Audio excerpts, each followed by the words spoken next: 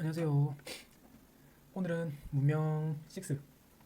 한번 짧게 플레이를 해봤는데 그 느낀 점에 대해서 한번 얘기해보는 시간을 가지도록 하겠습니다. 우선 영국으로 난이도는 좀 낮은 난이도로 플레이를 해봤는데요. 일단 문명에서 기대했던 부분이 이 세계 지리적인 부분, 그리고 그 지리에 대한 숙지랑 뭔가 나라들 도시 뭐 이런 거랑 걔네들이 뭔가 어떻게 역사적으로 그런 내용들 안에서 약간 좀 흘러가는지, 상호작용을 어떻게 일으키는지, 약간 게임을 통해서 좀 유쾌하게 재밌게 자연스럽게 좀 녹아들어서 배우기를 좀 기대하고 접근을 했고요. 그 하나의 약간 한 단락의 마무리 같은 느낌으로 이렇게 영상으로 남겨서 약간 아웃풋까지 한번 노려보는, 그런 시도가 되겠습니다. 일단은 지형, 이게 확실히 그냥 학습으로 접할 때랑 내가 이 게임을 통해서 뭔가 정보를 습득할 때 확실히 능동적으로 정보를 알게 된다라는 체감이 있는데, 그 예전에도 뭐 게이미피케이션 약간 그런 개념들이 좀 해당하는 이론적인 설명이 될 것 같아요. 일단은 게임을 할 때는 이게 내 플레이를 하는 뭔가 내가 나의 감정이 이입되어 있는 대상들이고, 런던 뭐 이런 게 섬이어서 뭐 여기서부터 시작을 해서 조금씩 어두운 부분에서부터 밝혀지고 탐험을 하고 약간 이런 게 실제 세계 지리 같은 거를 기반으로 하니까 확실히 좀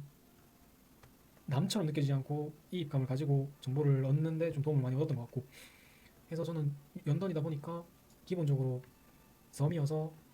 난이도가 낮았기도 했지만 이 대륙과 인접해 있으면서도 인접해 있어서 오는 이점을 좀 챙기면서도 떨어져 있어서 조금 더 안정적인, 뭔가 어떻게 보면은 결과론적이고 잘 풀렸기 때문에 그런 것들이 다 양쪽의 장단점을 잘 취할 수 있지 않았나 라고 생각이 들기도 하는데, 일단 그거는 아무래도 이 전체적인 유럽이라는 지역 자체가 지중해를 끼고 있고, 이 역사적으로는 이제 지중해 상호작용이 되게 이 지역 전체 문화를 융성시키는데 많은 기여를 했기 때문에 그런 것들을 완전히 실제를 시뮬레이션 해볼 수는 없지만 약간은 뉘앙스는 이해할 수 있는 느낌이 있지 않나, 게임을 통해서. 그리고 확실히 확장을 해 나가는 데 있어서 기술 발전이 좀 덜 돼 있을 때는 조금 힘든 느낌이 있지만, 이제 대항해 시대, 그러니까 해상으로서 진출을 하게 되기 시작하면서부터는 확실히 이점이 컸다. 그러니까 해안가를 위주로 왜 도시들이 형성이 되고 또 강을 끼고 만들어지고 이런 것들 왜 그런가. 특정 기술이 발달이 되기 전에는 배가 해안을 따라서밖에 이동을 못하게 돼 있더라고요. 하니까 자연스럽게 해안을 통해서 이동을 계속 하게 되고, 그런 해안이 지금 많이 형성되어 있는 지중해 같은 경우 지금은 되게 좀 이건 세계 형태로 한 거라서 지중해가 좀 작게 좁게 나와 있긴 한데, 여튼 요 안에서 상호작용이 많이 일어날 수 있었겠구나 하는 걸 많이 느낄 수 있었고, 그리고 세계적으로도 당연히 이게 좀 그거 한데, 이집트의 홍해, 이게 수에즈 운하, 이게 진짜 와 진짜 대박이구나. 이게 이쪽을 너무 가고 싶은 게, 영국 입장에서 내륙으로 진출을 하자니 여기 섬에서부터 얘네들을 이 세력들을 다 거쳐가기가 아무리 화친을 맺고 있는 느낌이라 하더라도 국경을 함부로 넘는 게, 그러니까 외교적인 절차를 밟아야 되기 때문에 조금 부담이고, 그리고 거점 자체를 메인 거점이 여기에 있는데 여러 세력들을 지나서 내륙으로 깊게 들어가기가 어렵다 보니까 육지를 많이 안 쓰게 됐고요. 웬만하면 계속 해양으로 뻗쳐나갔었는데, 그러다 보니까 이제 처음에는 기술 발달 덜 됐을 때는 해안을 따라서 움직이죠. 해안을 따라서 계속 이런 식으로 플레이하는 영상이 많이 나왔었고, 그리고 그 과정에서도 느꼈던 게 중상주의, 그러니까 실제 역사가 흘러가는 것처럼 식민주의, 중상주의 약간 이런 것들이, 내가 상업에 투자를 해서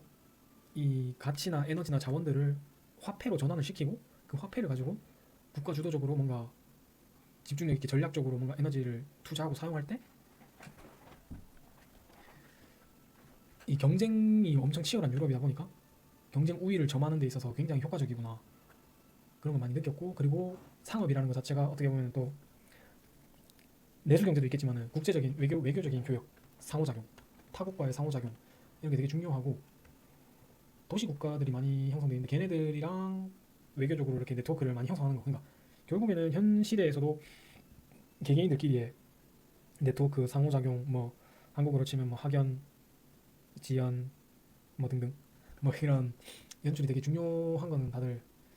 암암리 알고 있는 사실인데 그런 역학관계가 왜 형성이 되는 건지 조금 더 체감할 수 있었던 부분이 있었던 것 같고 그리고 이제 뭐 전략적 요충지 약간 이런 것들은 진짜 확실히 탐이 나겠구나. 지금 흑해, 크림반도 이쪽 러시아 뭐 실제로 전쟁이 일어나고 있는 이런 지역들도 사실 이 게임 내용에서는 거의 러시아랑은 접할 일이 많이 없었 거의 마지막에 접했는지 모르겠는데 하여튼 내륙을 제가 많이 이용하지 못했다 보니까 그까지는 많이 못 갔던 것 같고 산맥, 평지, 강, 바다 이런 게 계속 이제 판단의 어떤 선택 압으로서 작용을 한다. 뭐 요새가 돼서 나를 지켜주기도 하고 조금 더 내가 기술 발전이 돼서 그런 지형적인 장애라든지 문제들이 소화할 수 있는 대상이 되기도 하고 자원이 되기도 하고 그렇게 됐을 때 이제 뭐 지금 식민 정책 같은 경우도 게임에서는 이제 시대 기술적 차이가 두 단계 이상 나면은 뭔가 정복을 하는 데 있어서도 좀 더 정당성을 가지고 얘네들을 무력으로 정복할 수도 있게 되고 그런 디테일한 요소들이 되게 좀 괜찮았던 것 같고 홍해를 먹으려고 많이 애를 썼어요. 왜냐면은 이렇게 돌아서 오는 게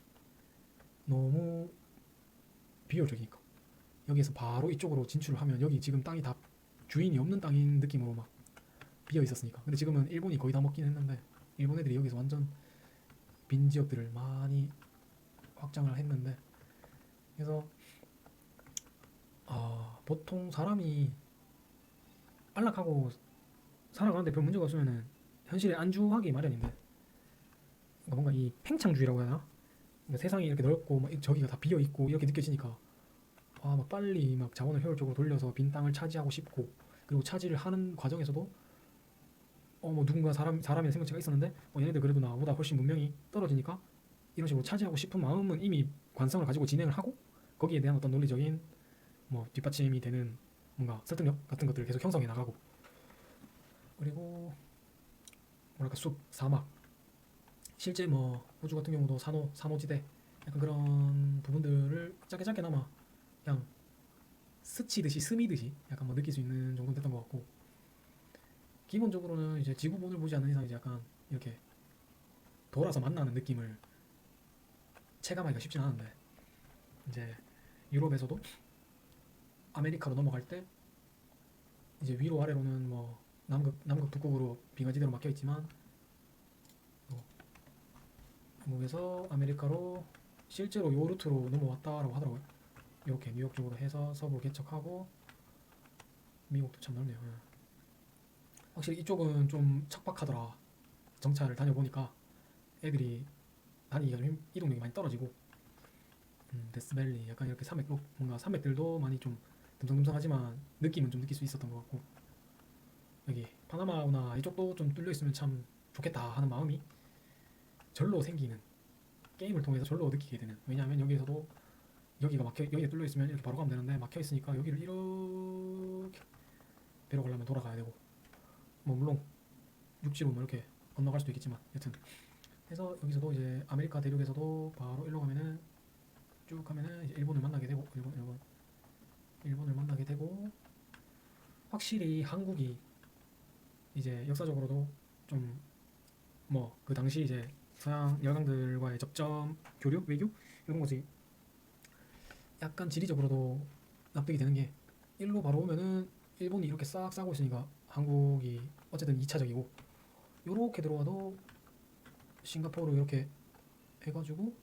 막 섬들이 막 난잡하게 있고 정신 못 차리고 그리고 이렇게 딱 들어오면 이제 바로 중국, 홍콩 이렇게 딱 들어오니까 이 양강의 세력 사이에 한국이라는 존재를 인식하는 게 좀 2차적인 느낌이 확실히 있다. 안에 좀 폭 들어가 있다. 그런 느낌이 있었고 여기 인도 쪽도 이 세 개의 지붕 확실히 요 산맥이 자연적으로 이 뒤쪽 세력들이랑 구분 지어주는 역할을 확실하게 한다. 인도에서 일로 넘어가는 게 확실히 산맥이 이렇게 자연적으로 막고 있으니까 거의 뭐 그랬고 이쪽도 도시국가 끼고 이렇게 길이 아예 이 중국 이쪽 세력으로 넘어가는 게 쉬운 일이 아니더라고요. 쉬운 일이 아니고 여기도 사막이고 해서 일단 영국으로 유럽에서부터 플레이를 해본 느낌에서는 어, 일단 세계 지도의 지리 같은 느낌을 좀 러프하게 느낄 수 있었던 시간이었고, 대항해 시대, 뭐 지중해를 많이 느끼지는 못했지만 배가 해상 세력이 얼마나 이 세력을 팽창시키고 확장시키고 뭐 식민주의, 중상주의 이런 거로 연결되는 좀 강한 발판이 됐던 그 연결성, 그런 것들을 많이 좀 실제 게임 안에서 플레이로서 좀 체감할 수 있었고, 그런 우위를 가지고 실제로는 스페인이 여기서 노예무역이랑 은이랑 뭐 향신료, 뭐 삼각무역 해가지고 막 이렇게 엄청 재미를 많이 역사적으로 봤었는데, 제가 약간 이제 이렇게 막 브라질 있지만 어쨌든 해상 세력을 기점으로 해서 완전 좀 상업적으로 이득을 취하면서 빠르게 영역을 확장시키고, 그러면서 나머지 애들이 자연스럽게 좀 서열이 밀리는, 그렇게 되면서 이제 확장력이 팽창 계속하면서 아예 아시아, 호주 실제로도 이제 최수들을 수감을 했다고 하는데, 어 뭐 이렇게 완전 뻥 비어가지고 여기 다 사막이고 도착해서 요런데 아니면 뭐 요런데 정도 자원이 뭐 먹고 살기가 그렇게 쾌적한 땅은 아니니까 충분히 그랬을 수 있겠다. 땅 크기에 비해서 뭐 쓸 수 있는 땅이 뭐 다 사막이니까, 사막 이런 사막 숲, 뭐 강, 뭐 대륙의 모양새, 이런 게 문명을 형성하고 어떻게 걔네들끼리 작용을 하게 하는지, 은은하게 또 그런 작용력을 주는지, 그런 거를 좀 러프하게 많이 느낄 수 있었다. 좋은 시간이었던 것 같고, 주기적으로 계속 좀 더 디테일을 느끼게 될 수 있도록 좀 앞으로도 계속 문명을 플레이할 생각이고, 플레이할 때마다 그 느낀 점들에 대해서 조금씩 얘기를 해서 아웃풋을 쌓아갈 생각입니다. 일단은 오늘은 거기까지. 문명 6 지형에 대해서, 그리고 도시는 이제 또 각 나라 도시 이름들을 실제로 사용하기 때문에 그 점도 약간은, 아주 약간이지만 뭐 좀 도움을 받았고 느낄 수 있었다. 점. 그렇게 마무리 지을 수 있겠네요. 감사합니다.